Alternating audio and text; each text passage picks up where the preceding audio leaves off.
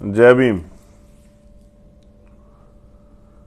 आज हम लोग जोधपुर में हैं और जोधपुर में किस वजह से ये आपको जानकारी लगभग जो लोग फेसबुक और ट्विटर, यूट्यूब या जो लोग एक्टिव हैं उन लोगों को जानकारी है कि मैं जोधपुर में क्यों। लेकिन जोधपुर का जो इशू है उस पर आपसे एक इम्पोर्टेंट बात करनी है और इसी की वजह से मैं लाइव हूँ। और क्योंकि क्या हो रहा है, क्या चल रहा है, ये सब चीज़ें पता करने का माध्यम है कि आप वास्तविक जगह पे जो मतलब इंसिडेंट वाली जो जगह है उस पर जाइए और जो लोग उससे जुड़े हुए हैं उनसे मिलिए और फिर आप बताइए कि क्या चल रहा है। तो बहुजन समाज में जन्मे सभी संतों, गुरुओं, महापुरुषों को नमन करते हुए, जिनमें करुणा के सागर तथागत गौतम बुद्ध, संत श्रवण सतगुरु रविदास जी महाराज, भगवान वाल्मीकि महाराज, गुरु नानक देव, संत कबीर, गुरु घासीदास और समय समय पे जो सामाजिक परिवर्तन के अग्रदूत हुए हैं, जिनमें राष्ट्रपिता ज्योतिबा फूले, नारायणा गुरु, संत गाडगे जी महाराज, पेरियर रामनायकर स्वामी, राष्ट्रपिता ज्योतिबा फूले, छत्रपति साहू जी महाराज, बाबा साहब अम्बेडकर, उनके साथ साथ बाबू जगदेव प्रसाद कुशवाहा, जननायक कपूरी ठाकुर, महामना रामस्वरूप वर्मा, संत राम बीए, फिर मान्यवर दीना भाना वाल्मीकि साहब, मान्यवर मेरे रहबर, मेरे गुरु मान्यवर साहब श्री काशीराम। आप सबको भी नमन करते हुए देश की आज़ादी में जिन लोगों का योगदान है, बार बार आपको इसलिए याद दिलाता हूं कि मेरे कहने के बाद आप अगर इनमें से किसी एक को भी पढ़ लेंगे तो शायद आपको पता लग जाएगा कि ये लड़ने की हिम्मत कहाँ से मिलती है और लड़ाई क्या है। तो शहीद आजम सरदार भगत सिंह, सरदार उधम सिंह, सरदार करतार सिंह सराभा, वीर अब्दुल हमीद, टीपू सुल्तान, आप तमाम नायकों को भी नमन करते हुए और इस देश में जो सामाजिक परिवर्तन की नायिकाएं रही हैं, जिनमें माँ सावित्रीबाई फूले, माँ फातिमा सेफ, माँ झलकारी बाई, माँ अवंतिका बाई लोधी, माँ उदा देव पासी, माँ फूलन देवी, माँ रमा देवी, माँ, वो तमाम माएँ जिन्होंने अपने जीवन का बलिदान सामाजिक परिवर्तन के नाम दिया, उनको भी नमन करता हूं। साथियों, मैं धन्यवाद देता हूं भीम आर्मी की टीम का, बहुजन एक्टिविस्ट साथियों का, जिन्होंने इस घटना की तरफ हमारा ध्यान जो है आकर्षित किया।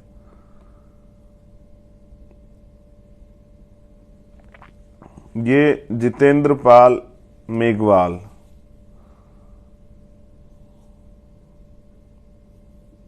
एक साथी हैं जो पाली में रहते हैं। आज मैं उनके घर गया था उनके परिवार से मिलने, उनके दुख दर्द को बांटने के लिए, क्योंकि साथी ये दुख दर्द उनका नहीं है, ये हम सब लोगों का दुख दर्द है। अन्याय हुआ है, अन्याय का प्रतिकार करना, उसके खिलाफ बोलना, उसके खिलाफ आवाज उठाना, ये हम सब लोगों की जिम्मेदारी। लेकिन मैं आज एक कड़वे सच से वाकिफ हुआ तो मुझे लगा कि ये सच आपको जानना चाहिए सब लोगों को। अगर आप इस सच को नहीं जानते हैं तो इसका मतलब जो है आपको पता ही नहीं कि भारत में क्या क्या चल रहा है। पहले बात हम लोग करते हैं जितेंद्र पे। जितेंद्र पाली के बारवा गांव के रहने वाले हैं और क्योंकि मूछें रखते थे, गवर्नमेंट जॉब पे भी थे, उनके साथ अन्याय हुआ और आरोपियों ने अगले चरण में उनकी हत्या कर दी। घटना क्या हुई थी जरा गौर करते हैं। पुलिस क्या बताती है, आपके पास क्या इन्फॉर्मेशन है, उससे अलग हटके चंद्रशेखर आपको सच्चाई बताते हैं। 2 साल पहले, क्योंकि उसका रहन सहन, उसका खाना पीना, उसका उठना बैठना, उसकी बॉडी लैंग्वेज और उसका जो मतलब स्टाइल था वो आम लोगों से, मतलब जो उस क्षेत्र पाली जो जिला है उस क्षेत्र से जुड़े हुए लोगों से अलग था। और वो अपने अधिकारों का प्रयोग करता था, तो उसको जैसे यहाँ हमें अपमानित करने के लिए शेड्यूल कास्ट के लोगों को ढेड़ कहते हैं, ढेड़ कुछ इस तरह का शब्द। तो वो अपने गांव घर के चबूतरे पे वहां बैठा हुआ था, तो उसको एक किसी दूसरे व्यक्ति ने, विपक्षी ने उससे कहा कि आंखें नीची करो। और उसने कहा क्यों? तो इस बात पे उसने गाली दी, उसको अपमानित शब्द कहे। फिर वो अपने परिवार के लोगों को बुलाया और उसको पिटाई की गई। इस बात के खिलाफ उसने मुकदमा दर्ज कराया। मुकदमा दर्ज कराने के बाद गिरफ्तारी हुई, 3 दिन में बेल हुई। और ये जो विपक्षी गण है, ये लंबे समय से साजिश कर रहे थे उसके पीछे। और एक दिन मौका लगते 15 तारीख को 2 लोग जिन्होंने हत्या की, उनके साथ बहुत सारे लोग जो नहीं दिखाई दिए, लेकिन उन लोगों ने साजिश में हिस्सेदारी की। 3 दिन तक उसकी रेकी करके और पीछे से चाकू मार के उसकी हत्या कर दी। अब जितेंद्र के एक परिवार में कौन कौन? जितेंद्र के एक पिताजी हैं जो पैरालिसिस हैं, जितेंद्र की माँ है, जितेंद्र की 4 बहनें, जितेंद्र के एक बड़े भाई, फिर उनका चाचा ताऊ का परिवार। अभी जितेंद्र अपनी तरफ से इकलौते व्यक्ति जो परिवार की देखरेख कर रहे थे। ये हुई जितेंद्र का मामला। बेसिकली अब पाली जिले पे हम लोग बात कर रहे हैं। आपने अक्सर राजस्थान चर्चाओं में सुना, कभी एक आईपीएस, अभी पिछले उसमें चर्चा, आईपीएस होते हुए उनको घोड़ी पे नहीं चढ़ने दिया गया, तो फिर पुलिस सुरक्षा में घोड़ी पे उनकी बिंदोली निकली, बारद्वारी हमारे यहाँ कहते हैं यूपी में। बड़े शर्म का विषय था, यानी कि आप नौकरी करके आईएएस आईपीएस बन सकते हैं, लेकिन जो सामाजिक गैर बराबरी राजस्थान में उससे पार नहीं पा सकते हैं। आपके लिए भी यही पैमाना है कि उससे आपको होकर गुजरना पड़ेगा। अब जब आज मैं वहां गया, एक ऐसा कड़वा अनुभव जिसको मैंने किताबों में पढ़ा, जिसको मैंने यूट्यूब पे देखा पुरानी वीडियो में, जिसको मैंने आम लोगों द्वारा सुना, अब वो मुझे वहां देखने को मिला। और इतना गजब कि आप लोगों को सुन के आश्चर्य होगा कि मैं भी नहीं रह पाया कि आप लोगों को इस बारे में ना बताया जाए। ये मुझसे भी नहीं संभव हो पाया कि आपको ना बताया, तो मुझे लगा कि आपसे बताना चाहिए। बताया गया ये कि उस गांव में पुरोहित समाज के लोग रहते हैं, जिनको पुरोहित मतलब वर्ण व्यवस्था में उनको ब्राह्मण कहते हैं, जाति व्यवस्था में भी उनको ब्राह्मण कहते हैं। मेरी किसी ब्राह्मण से लड़ाई नहीं है, मेरी तो लड़ाई सामंतवादी ब्राह्मणवादी सोच से है। बताया गया कि पुरोहितों के घर के आगे आज भी शेड्यूल कास्ट बैकवर्ड की जो महिलाएं हैं वो चप्पल पहन के नहीं गुजर सकती हैं। अगर गुजर जाती है तो ये पुरोहितों का अपमान है, और अपमान की फिर सजा है। आजाद भारत है, तमाम संविधान ने अधिकार दिए हैं, फिर आप गांव में किसी के घर के सामने से पढ़ लिख के डॉक्टर इंजीनियर बन के, या फिर एक एजुकेटेड बेटी बहन होके माँ होके आप चप्पल उठा के चलेंगे, उस बेटे पे क्या गुजरती होगी जिसकी माँ को ऐसा करना पड़े या करने के लिए मजबूर किया जाए। कुछ गांव ऐसे हैं पाली जिले में जहां आज भी मोटरसाइकिल पर बैठकर आप नहीं निकल सकते हैं। मूछें रखना तो बहुत बड़ी बात है। एक और घटना पता लगी कि एक महिला ने राजस्थानी जो ड्रेस है वो पहन ली थी, तो इन्हीं जातीय दम भरने वाले लोगों ने उस महिला को जबरदस्ती खींच के उसके वो वस्त्र निकाले, उसको नग्न किया, और जब तक उसके घर से वो कपड़े नहीं आए, उसके आम कपड़े, तब तक उसको नग्न नहीं रखा। फिर जब आम कपड़े आए तब उस कपड़ों को पहना के उसको वहां से भेजा। मतलब एक तरह से इस देश के जो भव्यता है, यानी कि अच्छे कपड़े और अच्छा खान पीन रहन सहन, उन सब चीज़ों पे यहाँ एक विशेष वर्ग का कब्जा है।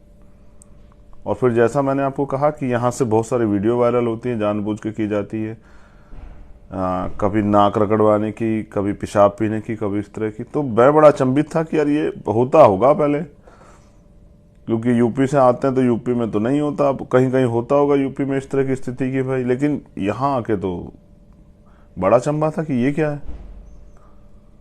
अब ये बड़ा असहनीय है।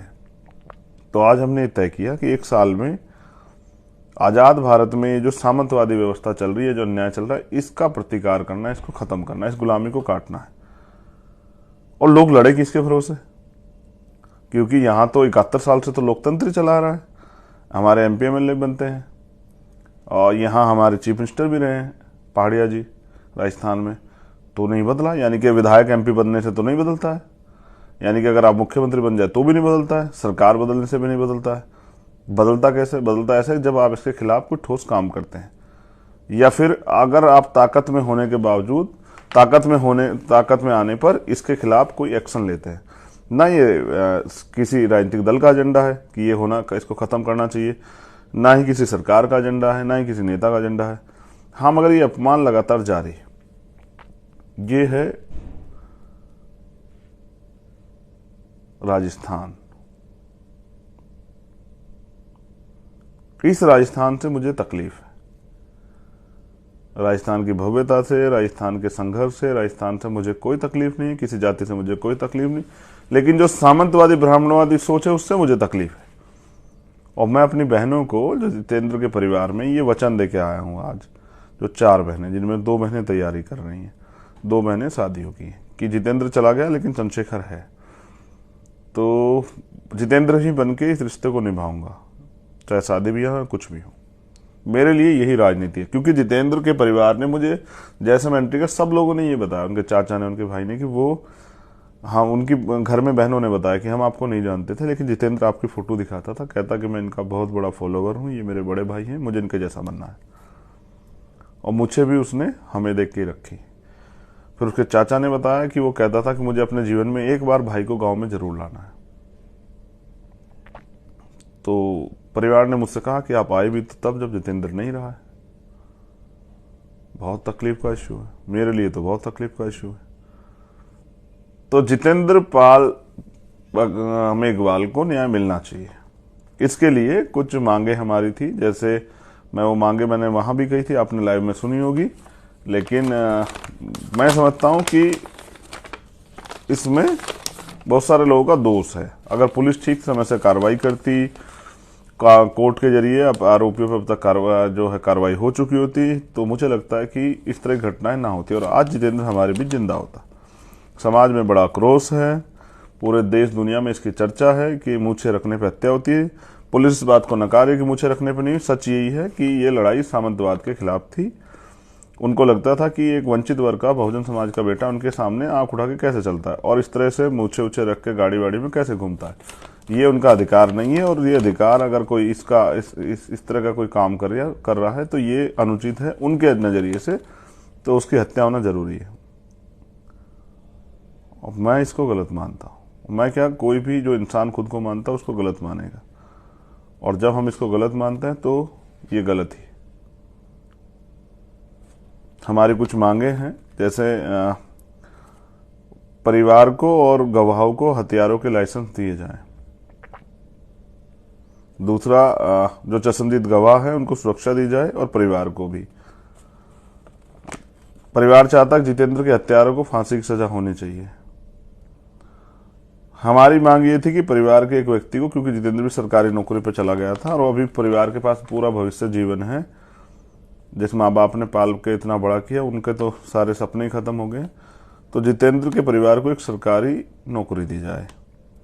दूसरा, हम चाहते हैं कि जितेंद्र के परिवार को, क्योंकि बहनें अभी छोटी हैं, वो पढ़ रही हैं, वो भी अच्छी शिक्षा लेना चाहती हैं, माँ भी है, पैरालाइसिस पिता भी हैं, भाई भी है, भाभी भी है, घर की जिम्मेदारियां भी, तो 50 लाख रुपए का मुआवजा दिया जाए।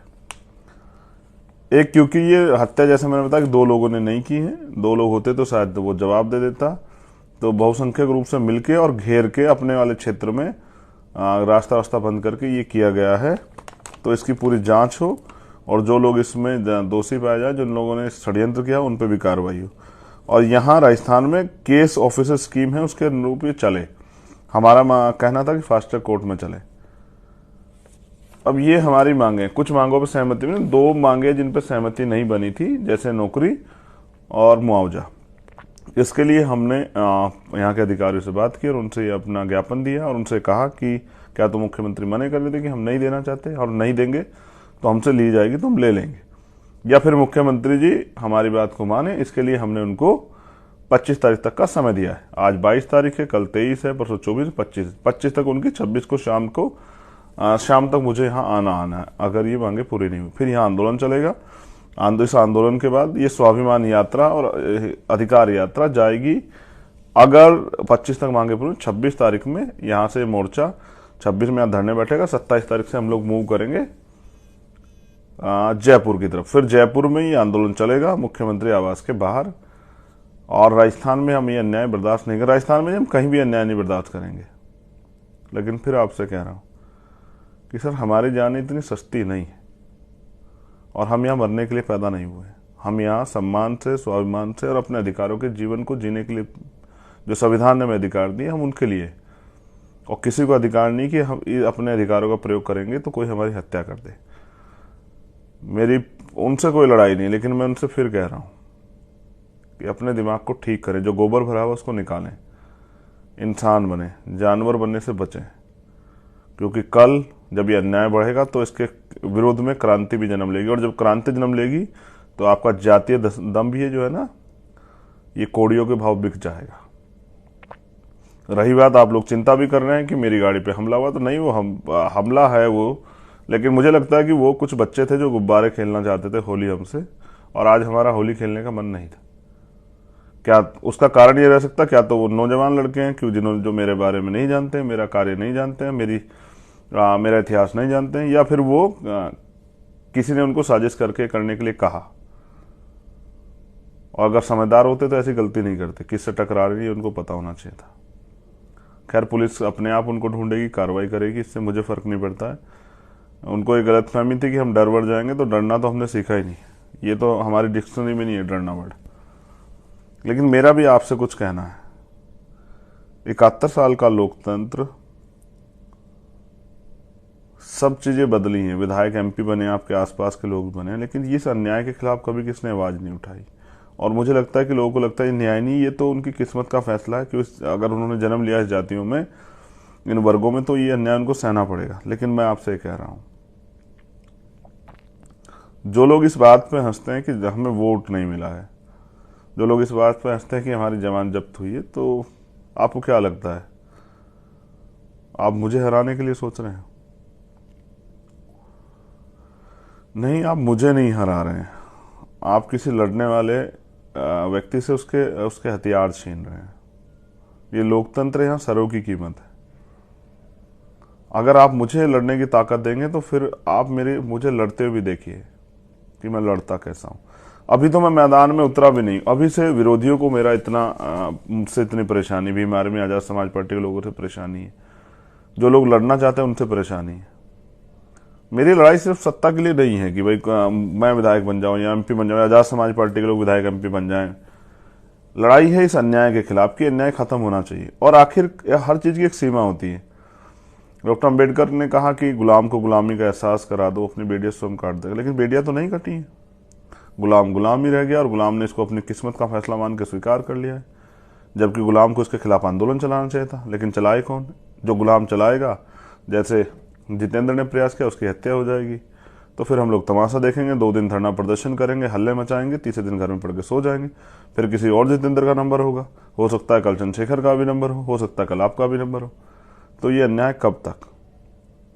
तो आप मुझे कमजोर नहीं कर रहे हैं, आप उस सोच को कमजोर कर रहे हैं जो अन्याय के खिलाफ लड़ने के लिए बहुत सारे लोगों ने तैयार की है, जिसको भीम आर्मी कहते हैं, आजाद समाज पार्टी कहते हैं। जो शोषित वंचित वर्ग के लोगों में ये विश्वास जगा रही कि हम लोग लड़ सकते हैं। मेरी आपसे अपील है, 25 तारीख तक मुख्यमंत्री की, 26 हमारी है।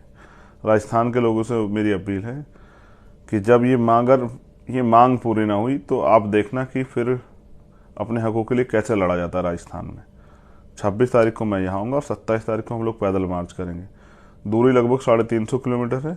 कितना समय लगे, पैरों में छाले पड़ जाएं, धूप हमारी हिम्मत नहीं रोक पाएगी, भूख प्यास हमारा लक्ष्य नहीं रोक पाएगी, लेकिन हम लोग चलेंगे। और कूच करके, पुलिस चाहे गोली चलाए, लाठी चलाए, इससे फर्क नहीं पड़ता है। रही बात यहाँ की सरकार की, तो अब ये भी स्पष्ट है कि अगर आप पिछड़े वर्ग से आते तो जरूरी नहीं कि बहुजनों के हितैषी हो सकते हैं। ये यहाँ की ये चरित्रार्थ है, ये मतलब एग्जाम्पल है, उदाहरण कि आप भी सामंतों गुलाम हो सकते हैं। क्योंकि यहाँ के जो chief minister Ashok Gehlot Congress party से हैं, और वो भी इस अन्याय को आम लोगों का जीवन समझ के अगर इसके खिलाफ कुछ नहीं कर रहे हैं तो आप भी सामंत गुलाम हैं। फिर आप अगर मेरी जात के हैं, पिछड़े हैं, और इससे कोई फर्क नहीं पड़ता है। अगर आप में भी हिम्मत नहीं तो फिर ऐसे लोग चीफ मिनिस्टर की जरूरत क्या? मैंने तो उनसे भी कहा कि आप कुर्सी छोड़ो, आपके बस का नहीं है, आपसे नहीं हो पा रहा है। बड़ी बात क्या है, हमने सोचा कि ये उत्तर प्रदेश में बीजेपी के लोग ही, बीजेपी की सरकारें ही करती है, लेकिन ये तो यहाँ कांग्रेस की सरकारों में भी होता है। यानी कि ताकतवर लोगों की जड़ें सब जगह है, चाहे बीजेपी हो, कांग्रेस हो, आम आदमी पार्टी हो, कोई सी और पार्टी, सब जगह है। और ताकतवर की के लिए अन्याय करना आसान काम है, क्योंकि उसको बचाने वाले सब जगह बैठे हैं। लेकिन अन्याय के खिलाफ लड़ने वाले लोग भी बहुत हैं, और मैं ये ऐलान करता हूं जोधपुर की धरती से कि ये अन्याय अब खत्म होगा। मुझे आपके साथ की जरूरत है, आपके सहयोग की जरूरत है। आप इस लड़ाई में भागीदार बने, और या फिर तय करें कि गुलामी का जीवन ही स्वीकार करना है या इस अन्याय को खत्म करना है, इस कुरीतियों को, कुप्रथा को खत्म करना है। क्योंकि जब आप बहनों माताओं के सम्मान की बात करते हैं तो मुझे लगता है इससे बड़ा अपमान कुछ नहीं होगा कि आप, जैसे मैं कहता था कि महिला इस देश में 2 दर्जे के नागरिक हैं, गुलाम हैं परिवार के, लेकिन ये तो उससे बड़ी गुलामी है। हम तो यहाँ गुलामों से भी बड़े गुलाम, राजस्थान में पाली जिले में, और ऐसे बहुत सारे जिले हैं यहाँ। मैं राजस्थान के युवाओं से भी कहना चाहता हूँ, अगर आप इसको अपना जीवन मान चुके हैं और इस गुलामी में जीना चाहते हैं तो कोई बात नहीं, ये आपका अधिकार है। लेकिन आप अगर कुछ करके दिखाना चाहते हो और चाहते इस अन्याय से ये अन्याय खत्म हो, तो फिर आप साथ दीजिए। आज जो लोग पहुंचे बीमारी में, आजाद समाज पार्टी और उनसे अलग जो संगठन के लोग पहुंचे, उन सबका भी दिल गहरे से आभार करता हूं। आज एक अच्छी चीज मैंने देखी कि बहनें माताएं बड़े पैमाने पर थी, हजारों हजारों बहनों माताएं आई थी। ये इस बात का प्रमाण है, और कई जगह मुझसे वो रोड पे भी खड़ी मिली, और वो उन्होंने मुझसे एक ही कहा कि उन हत्यारों को फांसी होनी चाहिए। ये इस बात का प्रमाण है कि ये यहाँ की महिलाएं अन्याय को महसूस करती हैं और वो इसके खिलाफ लड़ना चाहती हैं। मैं उनका धन्यवाद करता हूँ, बहनों माताओं का जरूर, बच्चियों का, अपनी, उन हर एक साथियों का जो वहां गए। क्योंकि मुंह से बोल देना ही बहुत होता है, आप तो निकल के गए, आपका धन्यवाद। लेकिन याद रहे, लड़ाई तो अभी शुरू हुई है, और किसी जितेंद्र मेघवाल को इस तरह ना मारा जाए। और उसके मेरे यहाँ रहती 2-3 घटनाएं आसपास की पता लगी है मुझे। मैं कल यहाँ के अधिकारियों से मिलूंगा, आज भी मैं यहाँ के आईजी रेंज के अधिकारियों से मिल के आया हूँ, उनको अपनी जानकारी जो मतलब जो यहाँ मेरे पास एप्लीकेशन 6-7 आई थी वो पहुँचा के आया हूँ। कई ऐसे मामले जिन पर कार्रवाई नहीं हुई, तो अन्याय तो चल रहा है। अब आपको तय करना है अन्याय के खिलाफ आप लड़ते हैं, नहीं लड़ते हैं, या फिर अन्याय को अपना जीवन मान के और आप भी मुंह पे उंगली रख के और कानों में रुई लगा के घर में पड़ के सोते हैं। क्योंकि ऐसा नहीं, जोधपुर में बहुत ताकतवर है, लेकिन जोधपुर से 100 किलोमीटर के आसपास हम जानवर से बुरा जीवन जी रहे हैं। ये न्याय नहीं। जब आप समाज की बात करते हैं, भाईचारे की बात करते हैं, विश्वास की बात करते हैं, तो कम से कम जहां अन्याय हो रहा है उन पर भी जागरूक बनिए। इसलिए मैंने कहा कि भीम आर्मी को हर गांव तक पहुंचाइए कि ये जो अन्याय गांव तक होता है हमें इसकी जानकारी मिले और हम इसको लड़ सकें और इस न्याय की लड़ाई को आगे बढ़ा सकें, और जो लोग इस अन्याय को सह रहे हैं उनके जीवन में परिवर्तन हो, उनको न्याय मिले। भीम आर्मी के अपने एक मायने, अगर भीम आर्मी है तो लोगों में विश्वास है। तो अगर भीम आर्मी तक सूचना आ जाती तो भीम आर्मी के कार्यकर्ता लड़ते हैं, न्याय दिलाने का प्रयास करते हैं। इसलिए मैं चाहता हूँ घर गांव में भीम आर्मी हो। इसलिए मैं अपने पूरे देश में रहने वाले जो कार्यकर्ता पदाधिकारी उनसे भी कहना चाहता हूँ कि ज़्यादा बड़े पैमाने पर काम शुरू कीजिए। हमें, जैसे मान्यवर काशीराम साहब ने कहा, राजनीति चले ना चले, सरकार बने ना बने, लेकिन सामाजिक परिवर्तन का आंदोलन नहीं रुकना चाहिए। और अगर हम दिल्ली में बैठ के खुश हो रहे हैं या मैं सहारनपुर में बैठ के खुश हो रहा हूँ कि भाई यहाँ तो अन्याय नहीं हो रहा है, तो ये मेरी बेवकूफ़ी है। अन्याय तो हो रहा है, बस हम देख नहीं रहे। जैसे अगर बिल्ली को देख के कबूतर या चूहा जो है रेत में सर दे, आंखें गड़ा ले और ये सोचे कि अन्याय नहीं होगा, बिल्ली को मैं नहीं दिख रहा हूं, तो ये गलती कबूतर की है, ना कि बिल्ली की। वो तो शिकार को खोज ही रही है, शिकार उसको मिल ही जाएगा। तो आप सब लोगों ने मुझे सुना, इसके लिए बहुत बहुत धन्यवाद। लेकिन मैंने फिर आपसे कहा कि लड़ाई तो अभी शुरू हुई, 26 तारीख को महाआंदोलन है। अगर हमारी मांगे पूरी नहीं हुई तो फिर उस आंदोलन को जीतना है और उस आंदोलन के जरिए मैं बस ये भी बताना चाहता हूं सरकार को कि अब हम अन्याय नहीं सहेंगे, और जितना जल्दी हो सरकार को ये समझ आ जाए उतना बेहतर है। नहीं आएगा तो सरकार को बताना भी जो है हमें आता है कि सरकार को बताना कैसे। साथियों, आंखों को मूंद लेने से खतरा टल नहीं जाएगा। अगर आप आंख बंद कर ले रहे हैं आज इन घटनाओं पे, तो ऐसा नहीं खतरा टल जाएगा। अभी नहीं संभले